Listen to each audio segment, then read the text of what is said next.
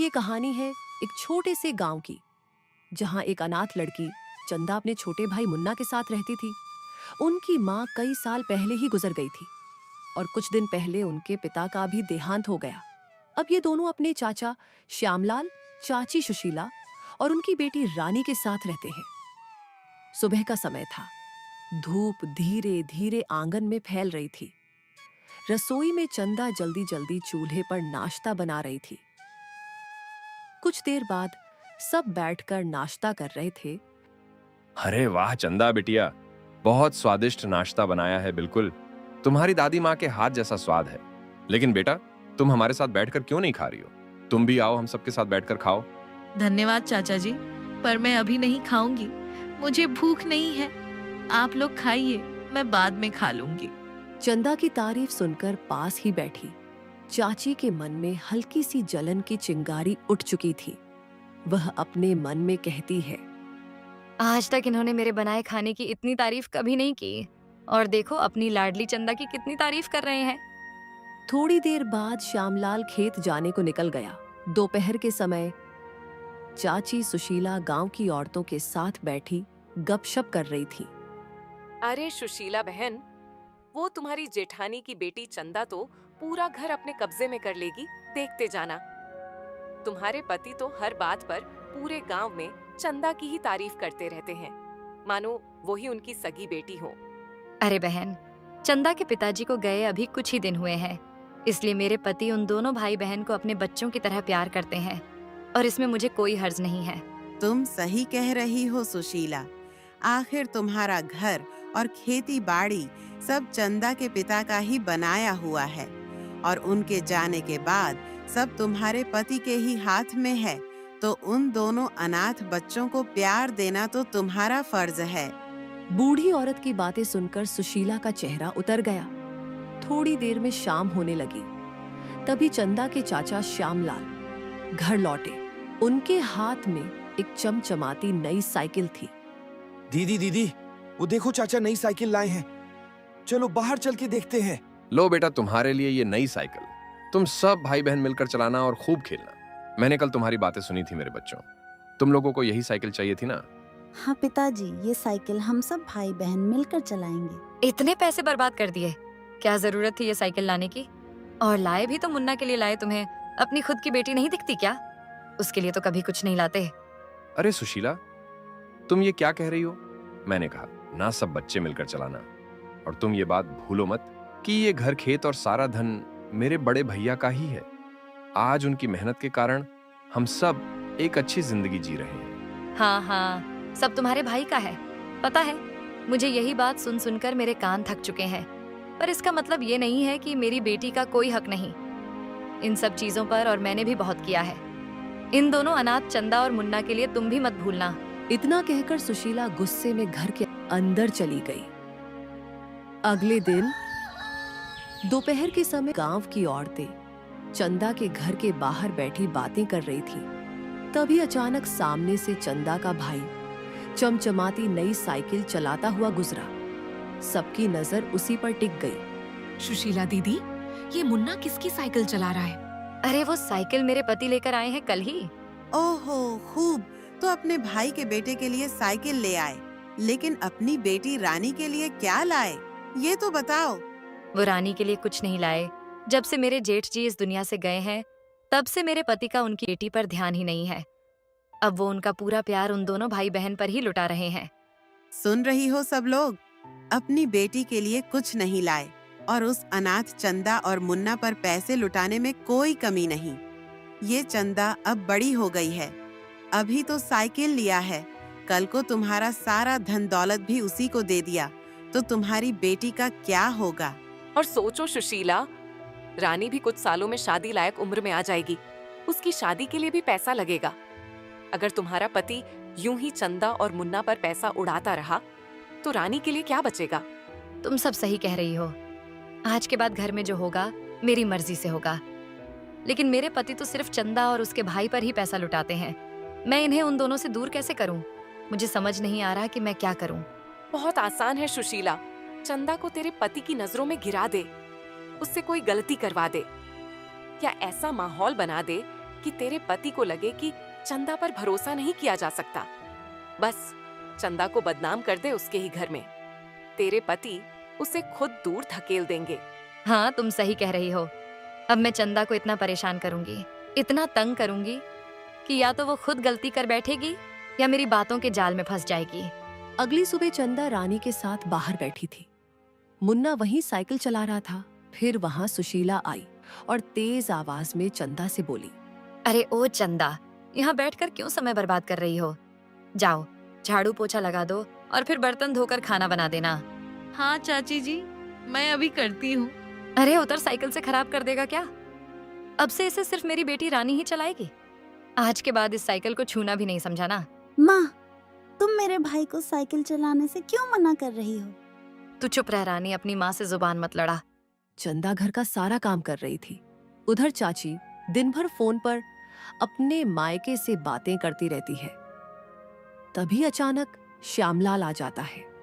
सुशीला, तुम दिन भर फोन पर लगी रहती हो। ये बेचारी चंदा सारा काम कर रही है।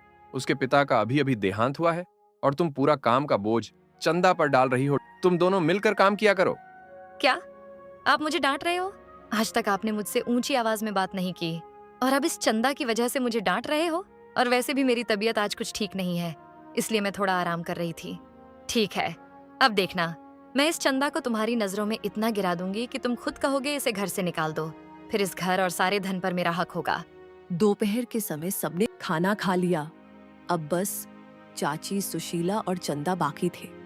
चाची, आप खाना खा लीजिए, सब तैयार है। मैं खाना लेकर आती हूँ आपके लिए। अरे नहीं चंदा, तू खा ले, मैं थोड़ी देर में खा लूंगी। चल बेटी, मैं तुझे आज अपने हाथों से खाना परोसती हूँ। सुशीला ने जानबूझकर चंदा की थाली में खूब सारा खाना निकालकर रख दिया। अरे चाची जी, आप ये क्या कर रही है? मैं इतना ज्यादा खाना नहीं खा पाऊंगी। नहीं बेटी, तुम बहुत कमजोर हो गई हो। अब तुम अपने खाने पर थोड़ा ध्यान दो और सेहत बनाओ। कुछ देर बाद बैठक में चाचा श्यामलाल बैठे थे।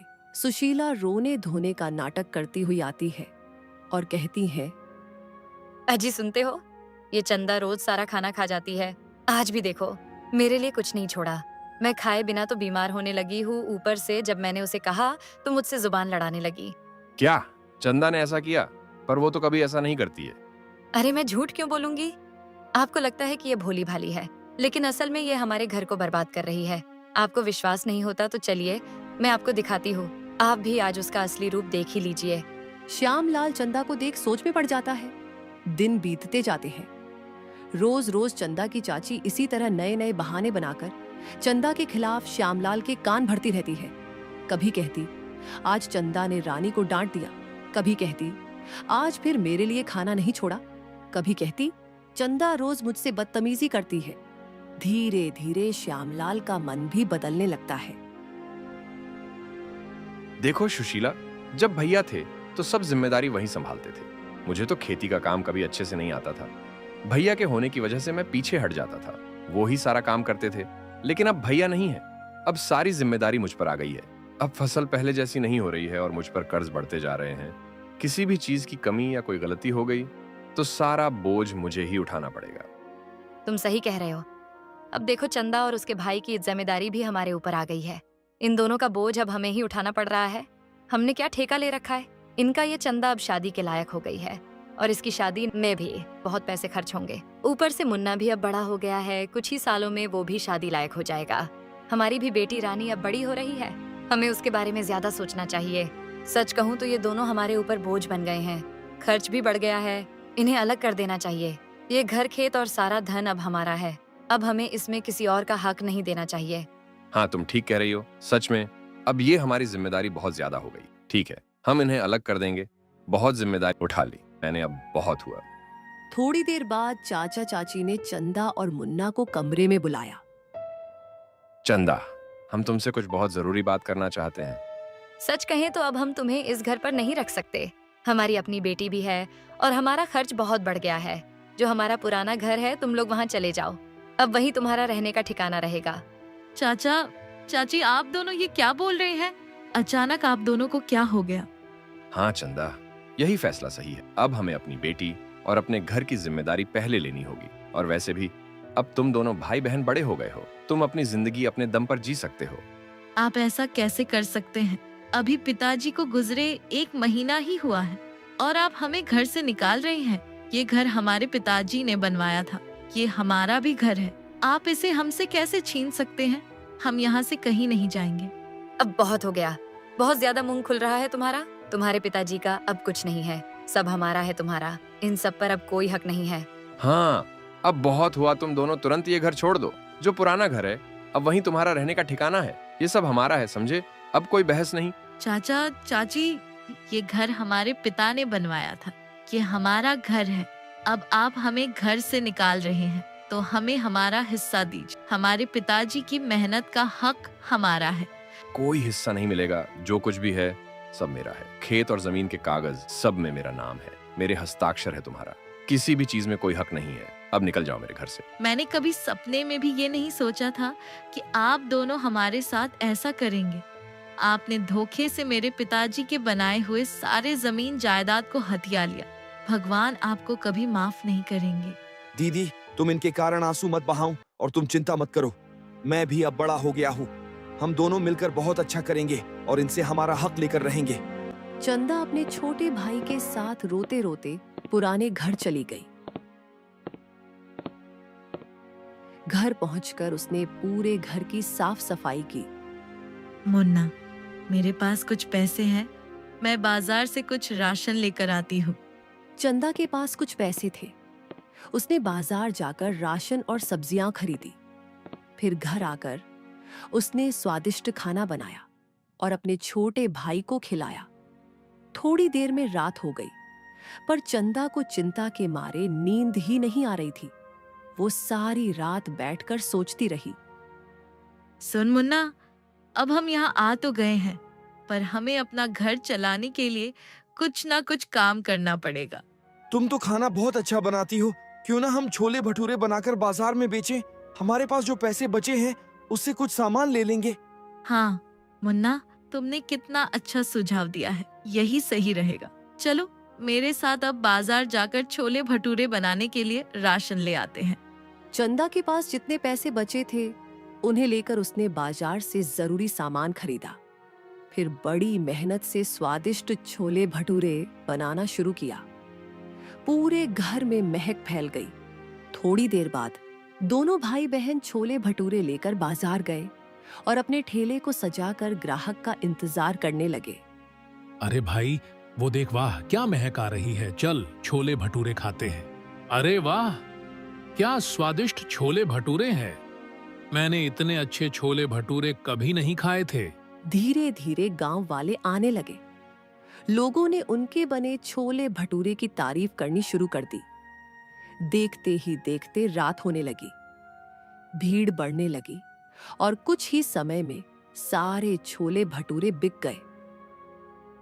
दीदी देखो, आज के हमारे सारे छोले भटूरे बिक गए। हमने पहली बार अपनी मेहनत से पैसे कमाए। हाँ मुन्ना, ये आज की कमाई से हम और भी ज्यादा राशन लाएंगे और रोज छोले भटूरे बनाकर बेचेंगे। उस दिन से चंदा रोज छोले भटूरे बनाती और बाजार में जाकर उन्हें बेचती। धीरे धीरे वह खूब पैसे कमाने लगी। भाई बहन दोनों खुश थे और अब उनके जीवन में एक नई उम्मीद और आत्मनिर्भरता की किरण जाग उठी थी। इधर जहां चंदा और उसका भाई मेहनत से आगे बढ़ रहे थे, वहीं चाचा चाची की हालत धीरे धीरे बिगड़ने लगी। श्यामलाल को खेती का ज्यादा ज्ञान नहीं था। वो सिर्फ अपने भाई की कमाई पर पलता रहा था। इसलिए जब जिम्मेदारी उसके ऊपर आई तो धीरे धीरे सब बर्बाद होने लगा। उसने गलत फैसले लिए और खेतों में भी ठीक से काम न कर पाया। नतीजा ये हुआ कि फसल पूरी तरह से खराब हो गई। घर की हालत बिगड़ने लगी और पैसों की तंगी सामने आ गई। सुन श्यामलाल, अगर तूने 1 हफ्ते के अंदर मेरे पैसे वापस नहीं किए तो तेरा खेत अब मेरा होगा। वैसे भी तेरे खेत के कागजात मेरे पास हैं। मैं तुझे ये आखिरी मौका दे रहा हूँ। सुना तुमने? वो चंदा जिसे इन लोगों ने घर से निकाल दिया था, अब रोज बाजार में छोले भटूरे बेचती है और लोग तो कहते हैं कि उसका स्वाद पूरे गांव में सबसे अच्छा है। हाँ बहन, कल ही मैं उसके ठेले से खाकर आई थी। इतने स्वादिष्ट छोले भटूरे कि बच्चे ने भी कहा, माँ फिर से लाना। सच कहूँ तो चंदा ने तो अपने मेहनत से नाम कमा लिया। अरे बेटा, यही तो न्याय है भगवान का। जिसने अनाथ बच्चों को घर से निकाला, उसका घर तो आज बर्बाद हो रहा है। फसल चौपट, जेब खाली, और वो मासूम लड़की मेहनत से सब संभाल रही है। अरे ये क्या हो गया, सारे पैसे खत्म हो गए और खेत की फसल भी बर्बाद हो गई। मुझे तो खेती बाड़ी का कोई सही तरीका आता ही नहीं। अब घर चलाना बहुत मुश्किल हो गया है। मेरे सारे खेत कर्ज में डूब रहे हैं। ऊपर से सेठ भी धमकी देकर गया है। अब मैं एक हफ्ते में इतने सारे पैसे कैसे चुकाऊं? गांव के सारे लोग हमारा मजाक उड़ा रहे हैं। आपको जरा भी शर्म नहीं आ रही है क्या? अब तो गली गली हमारी बदनामी हो रही है और ये सब आपके ही कारण हो रहा है। अब तो पूरे गांव में उस चंदा की तारीफ हो रही है। लोग शायद सही कह रहे हैं। हमने उन अनाथ चंदा और मुन्ना का हक छीना, इसलिए भगवान हमारे साथ ऐसा कर रहे हैं। अब तो मुझे लग रहा है हम दोनों ने उन्हें घर से निकालकर बहुत बड़ी गलती कर दी। चुप रहो आप, हमने कुछ गलत नहीं किया। और वो चंदा, उसकी क्या औकात है? हमारे सामने देखना, आप 4 दिन उसका ठेला चलेगा, फिर चौपट हो जाएगा। अगले दिन सुबह सुबह सुशीला ने चंदा के ठेले को चुपके से देखने का फैसला किया। वह जल्दी जल्दी बाहर निकली और छुपकर ठेले के पास खड़ी हो गई। चंदा और मुन्ना व्यस्त थे। ठेले पर लोग आ रहे थे, लेकिन सुशीला का दिल जल रहा था। बाप रे, बहुत पैसे कमा रहे हैं। अब मैं इन दोनों भाई बहन को सबक सिखाऊंगी। कल जब ये बाजार में अपना ढाबा लगाएगी, मैं उसके छोलों भटूरों में इतना नमक डाल दूंगी कि सब लोग का मुंह खराब हो जाए। तब सब इन्हें सबक सिखाएंगे। सुशीला ने उसी रात को योजना बना ली। अगली सुबह वह चुपके से चंदा के घर के पास गई। चंदा ने सुबह सुबह ढेर सारे छोले बनाकर रसोई में रखे थे। फिर वह घर के मेन व्यस्त हो गई। मुन्ना भी किसी काम से बाजार गया था। सुशीला चुपके से रसोई में गई और उसने जल्दी से छोले में बहुत सारा नमक डाल दिया और वहां से भाग आई। चलो, मैंने तो अपना काम कर दिया। अब देखो, आज पूरे गांव में उसका मजाक बनेगा। सुशीला ने अपनी साजिश को अंजाम तो दे दिया, पर किस्मत का भी अपना खेल होता है। उस दिन चंदा बाजार जाने की तैयारी में इतनी व्यस्त थी, आज उसे इतनी जल्दी थी कि वह आम तौर पर जो नमक डालती वह डालना ही भूल गई थी। और वही सुशीला का डाला हुआ नमक जो उसने छोले बर्बाद करने के लिए डाला था, इस बार चंदा के काम आ गया। चंदा ने छोले भटूरों को सजाया और बाजार पहुंची। लोग खाकर तारीफ कर रहे थे। भीड़ बढ़ती गई। थोड़ी देर में सुशीला बाजार पहुंच गई। उसने भीड़ देखी, लोगों की लाइन देखी और चंदा के खुश चेहरे को देखा। वह अंदर से चित्त होकर खड़ी रह गई। उसकी चालाकी इस बार उलटी पड़ गई थी। जो उसने बर्बाद करने की सोची थी, वही चंदा की किस्मत बन गई। ये कैसे हो गया? मैंने तो खुद इतना ज्यादा नमक डाला था इसके छोले में, पर ये इतनी भीड़, लोग इतनी तारीफ क्यों कर रहे हैं? कहीं इसने फिर से नए छोले तो नहीं बना दिए? ये क्या हो रहा है? कैसे हो रहा है?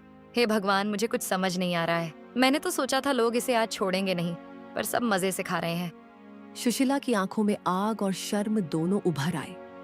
वह वहां से लौट गई और चंदा, उसे कुछ भी पता नहीं था कि किस तरह किस्मत ने उसका साथ दिया था।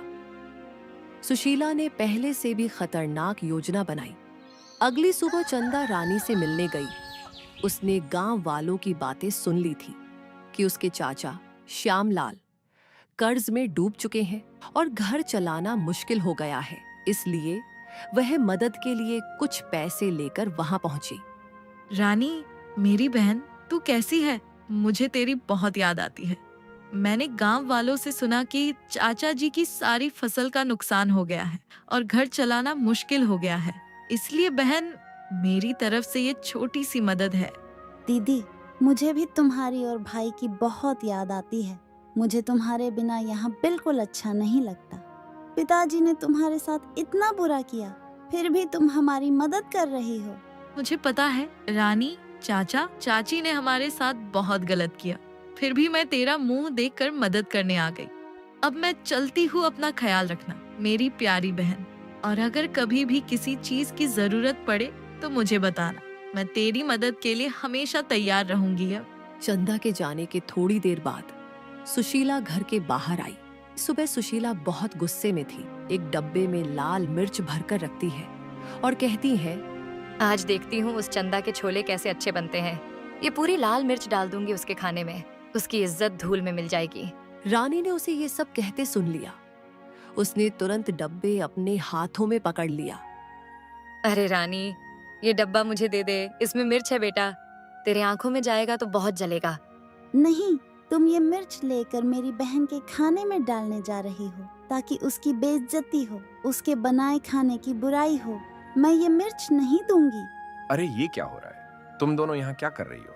माँ पिताजी, मुझे शर्म आती है कि आप दोनों मेरे माँ पिताजी हैं। एक तो मेरे भाई बहन को घर से निकाल दिया, ऊपर से अभी भी उनको चैन से जीने नहीं दे रहे हो। आप लोगों को पता भी है कि मेरी चंदा दीदी ने हमारे लिए क्या किया है। वो खाट पर जो पोटली रखी है उसमें मेरी बहन ने हमारे लिए पैसे रखे हैं। मैं आपको ये बताती, इससे पहले ही माँ ने उसके लिए साजिश शुरू कर दी। आज सुबह चंदा दीदी यहाँ आई थी। ये सब सुनकर सुशीला और श्यामलाल की आंखों में आंसू आ गए। हे भगवान, देख रही हो सुशीला, हमसे कितना बड़ा अपराध हुआ है। हमने जिससे उसका सब कुछ छीन लिया, आज वो ही हमारे बुरे वक्त में हमारी मदद कर रही है। मैं सच में बहुत बुरी औरत हूँ। मैंने उस अनाथ के खिलाफ इतनी साजिश की और वो हमारी ही मदद करके चली गई। सुनिए जी, मुझे आपको एक बात और बतानी है। जो इतने दिनों से मैं चंदा के खिलाफ आपसे रोज शिकायत करती थी, वो सब झूठ था ताकि चंदा आपकी नजरों में गिर जाए। क्या तुम जानबूझकर ऐसा कर रही थी? और आखिर तुम्हारी चाल कामयाब हो ही गई। मैंने अपने स्वर्गवासी भाई के बच्चों को घर से निकाल दिया। मैं तो तुमसे भी बड़ा अपराधी हूँ। पता नहीं मैंने ऐसा क्यों कर दिया। मैं खुद को कभी माफ नहीं कर पाऊंगा। सुनिए जी, मैं जानती हूँ हमें से बहुत बड़ी गलती हो गई है, पर अब समय आ गया है अपनी गलती को सुधारने का। चलिए, हम आज ही चंदा और मुन्ना से माफी मांगने चलते हैं और उनके पिता के बनाए हुए घर में उनको आदर से वापस लाते हैं। तुम सही कह रही हो सुशीला, हमें उन दोनों बच्चों से माफी मांगनी चाहिए, पर पता नहीं वो हमें माफ भी करेंगे या नहीं। मुझे तो उनसे नजरें मिलाने में भी शर्म आ रही है। उसी शाम सुशीला श्यामलाल और रानी चंदा के घर गए और चंदा मुन्ना के पैरों में गिरकर माफी मांगी। बेटा, तू तो सचमुच भगवान का रूप है। तूने बिना स्वार्थ के हमारी मदद की। मुझे माफ कर दे बेटा। मैंने तुम दोनों मासूम के साथ क्या कुछ नहीं किया। मैं बहुत बड़ा अपराधी हूँ। मुझ में पैसों का इतना लालच आ गया कि मैंने अपने सगे भाई के बच्चों को उन्हीं के घर से निकाल दिया। इसलिए मुझे मेरे ही बुरे कर्मों का फल मिल रहा है। लोगों के तानों के रूप में मुझे माफ कर दो। मेरे बच्चों, मुझसे बहुत बड़ी भूल हो गई। मैं बहुत शर्मिंदा हूँ। बेटी, मैंने तेरे साथ बहुत बुरा किया, लेकिन आज तू ही हमारी रक्षक बनी। हमें हमारे कर्मों का फल मिला है। हमने बेईमानी और बुरा किया। बेटी, हमने तुम्हारे साथ बहुत बुरा किया। मैंने तेरे रास्ते में कांटे बोए, मगर तूने वही कांटे फूलों में बदल दिए। तू सच में बहुत महान है। मैंने कल यहाँ चुपके से आकर तेरे बनाए छोले में बहुत सारा नमक डाल दिया था, पर शायद किस्मत ने कल भी तेरा ही साथ दिया, इसलिए तेरा कुछ नहीं बिगड़ पाया। बेटा, मैं अपने इस हरकत के लिए बहुत शर्मिंदा हूँ। मुझे माफ कर दे बेटा। मैं अब कभी जिंदगी में तुम्हारे साथ कुछ बुरा करने का सोच भी नहीं सकती। तू कितनी अच्छी है। आज मुझे पता चल गया मेरी बच्ची, और हमारे साथ तुम दोनों घर वापस अपने चलो। देख रही हो दीदी, कल इन्होंने क्या किया। चाची जी, मेरी बहन कल छोले में नमक डालना ही भूल गई थी और वही नमक आप डाल के चल गई। मेरी बहन सच्ची है, इसीलिए भगवान उसका साथ देते हैं। दीदी, तुम इन्हें बिल्कुल माफ नहीं करना। इनके कारण तुमने बहुत आंसू बहाए हैं। भाई, मैं तुम्हारे सामने हाथ जोड़ती हूँ, मेरे माँ पिताजी को माफ कर दो और सब भूल कर हमारे साथ अपने घर वापस चलो। माँ पिताजी को उनकी गलती का एहसास हो गया। मुझे तुम दोनों के बिना वहाँ बिल्कुल अच्छा नहीं लगता है।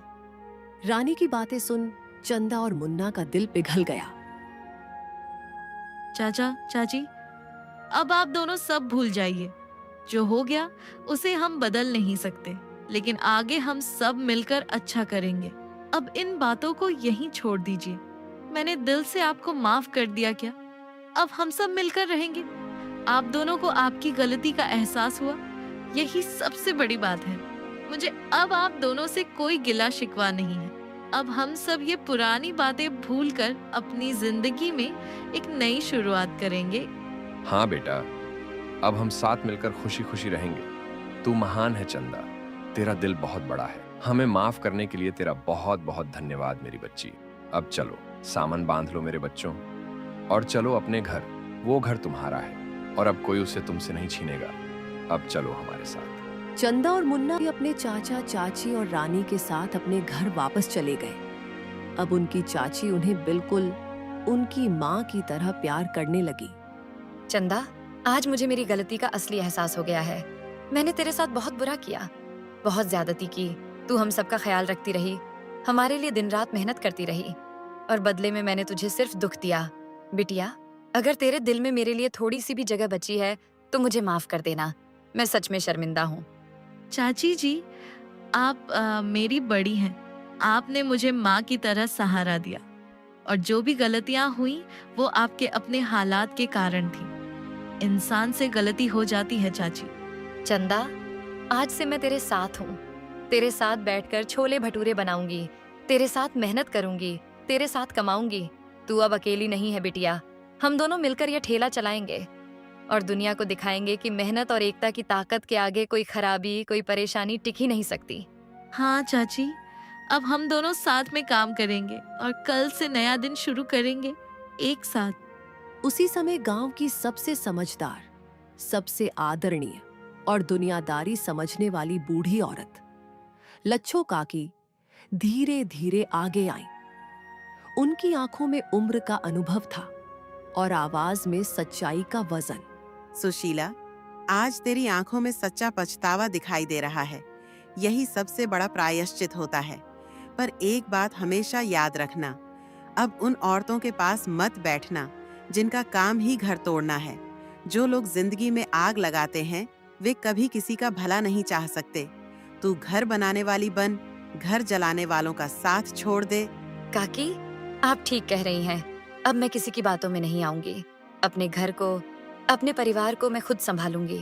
अब से गलत संगत छोड़कर सच्चाई के रास्ते पर चलूंगी। अब श्यामलाल अच्छे से खेती करने लगा।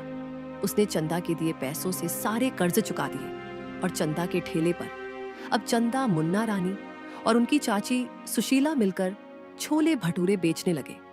उनका जीवन अब खुशियों से भर गया। यह कहानी हमें यह सिखाती है कि जिनके दिल में नफरत और जलन होती है वे धीरे धीरे खुद ही बर्बाद हो जाते हैं, लेकिन जिनके दिल में मेहनत, सच्चाई और हिम्मत होती है उनकी राह खुद भगवान आसान कर देता है। चंदा और मुन्ना ने आंसू बहाने की बजाय मेहनत का रास्ता चुना।